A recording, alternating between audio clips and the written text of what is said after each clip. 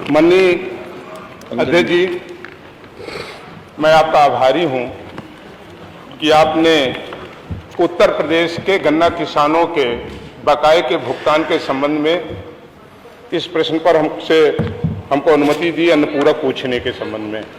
माननीय अध्यक्ष जी, हम आप पूरा सदन और उत्तर प्रदेश के लोग ये जानते हैं कि उत्तर प्रदेश का एक बहुत बड़ा क्षेत्र सीधे गन्ना से जुड़ा हुआ है।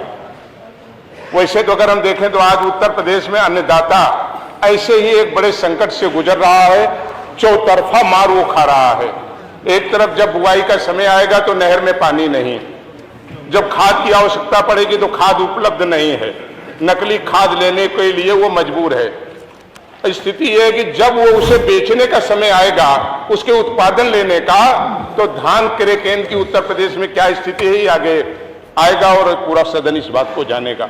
लेकिन जिस गन्ना को उसने मिलों को दे दिया और उसका पूरा सपना उसी गन्ना के खेत में है, बेटी के हाथ पीले करने हैं तो उसी खेत को देखता है, टूटे हुए मकान को बनाना है, टूटी हुई छत बनाना है तो उसी घर और मकान को देखता है, बूढ़े बाप का इलाज कराना है तो भुगतान की तरफ टकटकी लगा करके देखता है। और सरकार ने और माननीय गन्ना मंत्री जी ने जो उत्तर दिया है उसमें उन्होंने स्पष्ट रूप से स्वीकार किया है कि 2021 और 2022 और वर्ष 22 और 23 में अभी गन्ना के बकाया अवशेष है, और जिसमें उन्होंने ये कहा है कि हमने कई पत्र और नोटिसें दी हैं। मानवन नोटिस का सवाल नहीं है, सवाल है गन्ना के किसानों के भुगतान का।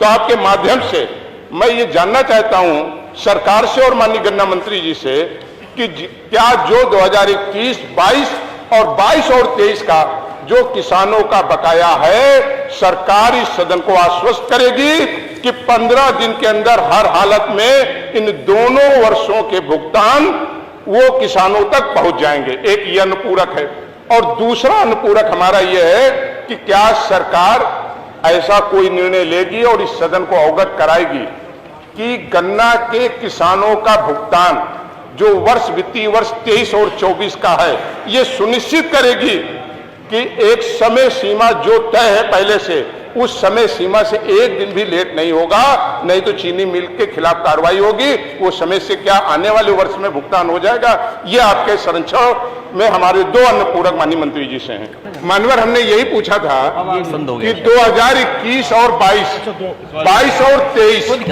में जो बकाया आया भुगतान आपने बता दिया। हम भुगतान की बात नहीं कर रहे हैं, हम बकाये की बात कर रहे हैं। मानवर, अगर एक किसान का भी बाकी है, ये सरकार की जिम्मेदारी है नैतिक। अगर एक किसान भी आत्महत्या कर रहा है और एक किसान के घर में ली उसकी बेटी के हाथ पीले नहीं हो रही, आपकी जिम्मेदारी है। 1773 करोड़ रुपए बकाया।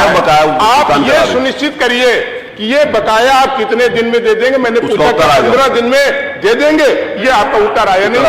अब ये उत्तर दे दीजिए हमको, हम संतुष्ट हो जाएंगे। क्या 15 दिन में दे देंगे बकाया?